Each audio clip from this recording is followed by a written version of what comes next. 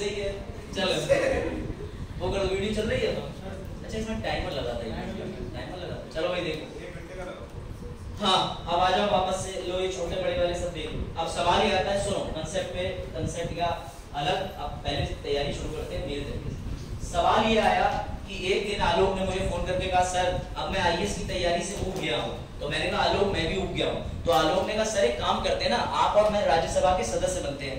तो मैं उन दिनों ज्यादा ही छोटा था, तो मैं पॉलिटी नहीं पढ़ा था, फोटो 1 साल पुराना है, ठीक है ज्यादा नहीं।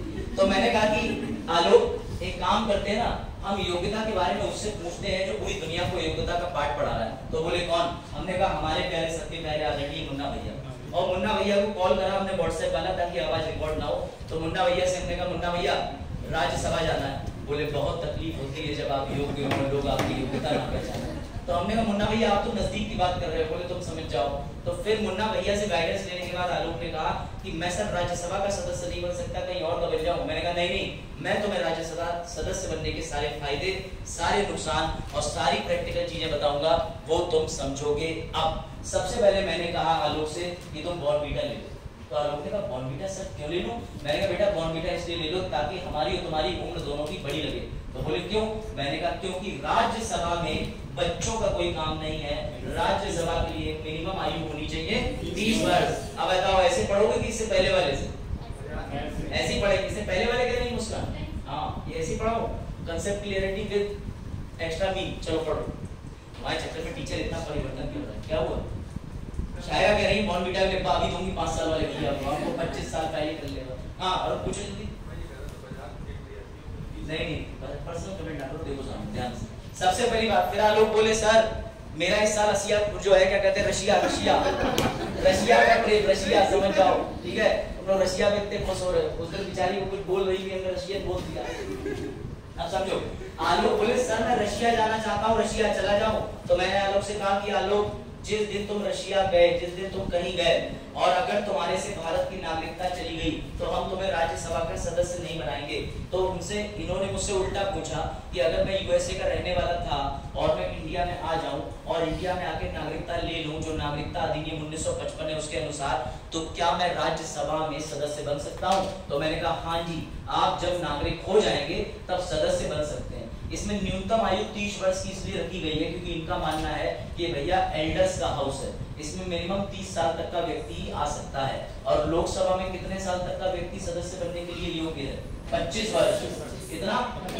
उनमें से अभी लोकसभा राज्यसभा पहुंचने के लिए कोई योग्य हुआ कि नहीं हुआ? कोई हुआ लोकसभा वाला? अरुण हो गए? अच्छा आप अब सुनो ध्यान से, सबसे इंटरेस्टिंग फैक्ट, एक दिन जब मैं आर्टिकल 84 के अंदर ये सारी परिस्थितियां पढ़ रहा था तब आलोक बोला सर आपसे गलती हो गई। मैंने कहा क्या? बोले आपने मुझे नागरिक बना दिया, अच्छा खासा मैं रशियन था, मेरी वैल्यू भी थी, लोग फोन मिला कहते थे मेरा रशियन दोस्त वहां बैठा हुआ है। तो बोले अब वो भी वैल्यू खत्म करके मुझे इंडियन बना दिया, अब मैं 30 साल का हो जाऊंगा तब चला जाऊंगा। लेकिन सर सवाल ये है कि अभी भी अगर कुछ और चीजें हैं जो सदस्यता के लिए जरूरी है वो मुझे कौन बताएगा? ध्यान से सुनना। तो मैंने कहा आलोक परेशान मत हो, तीसरी लाइन पढ़ो, आर्टिकल 84 में लिखा है कि संसद द्वारा अधिनियमित किसी भी कानून के तहत, तो तुम्हारे दिमाग में सबसे पहली चीज आनी चाहिए सर कौन सा कानून? तो इसके लिए सरकार ने बनाया है ये कानून, इसको रट लेना। ये कानून से पर्टिकुलर क्वेश्चन आते ही आते हैं, यानी सदस्यता सर कैसे मिलेगी? आर्टिकल 84 रीड विद संसद के लोक प्रतिनिधि अधिनियम 1951। कोई डाउट पूछा? अब अगर यूपीएससी प्रीलिम्स में क्वेश्चन डाले राज्यसभा सदस्य बनने के लिए निम्न शर्तों को पूरा करें, नागरिक बने, 30 साल के बने एवं संसद के लोक प्रतिनिधि अधिनियम 1951 में ये बताया गया है, तो तुम्हें तीनों पे टिक मारना है, ABC3। बात आई समझ में कि नहीं? सर ये एक्ट क्या कहता है? ये एक्ट तुम्हारे घर से तुम्हारे बीवी बच्चे निकलवा सकता है। सर कैसे? देखो सबसे पहली बात तो इस एक्ट के अंदर ये है कि वो सिर्फ नागरिक पात्र होंगे जो निर्वाचक हैं। कौन बता सकता है कि निर्वाचक का मतलब क्या है? केवल भारत का वो नागरिक ही पात्र होगा जो निर्वाचक है। निर्वाचक का मतलब ये होता है जो किसी भारत के अंदर कॉन्स्टिट्यूएंसी का हिस्सा हो, शेड्यूल्ड ट्राइब अगर हैं तो उनके पास भी एक पत्र होता है जिसमें लिखा होता है फला मोहल्ले के निवासी हैं। अगर तुम्हारा कोई मोहल्ला नहीं, निवासी नहीं, तो काय बात के नागरिक, इसलिए उन्होंने तुम्हें किसी एक क्षेत्र का व्यक्ति माना है। तो सर अगर हम गोवा के हैं और हमें राज्यसभा सीट पे लड़ना है मध्य प्रदेश की, तो हम लड़ सकते हैं? हाँ लड़ सकते हो। सर अगर हम बिहार के हैं और हमें यूपी के चुनाव में लड़ना है, तो क्या हम यूपी के चुनाव में लड़ सकते हैं बिहार के होने के बावजूद? हाँ लड़ सकते हो, तुम्हें ये छूट मिली है आज।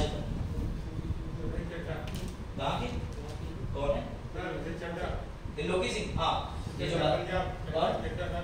चड्डा साहब पंजाब में जीत गए, दिल्ली के हैं। अरे सबको सोच लो, वो भी छोड़ दो। कई सारे ऐसे व्यक्ति जो इधर से उधर आएंगे, तो तुम कंफ्यूज ना हो, इसलिए मैंने तुम्हें निर्वाचक का अर्थ बता दिया कि तुम निवासी इंडिया के किसी भी एक कॉन्स्टिट्यूएंसी के हो, लेकिन तुम कहीं भी जाकर के चुनाव लड़ सकते हो। लेकिन आपको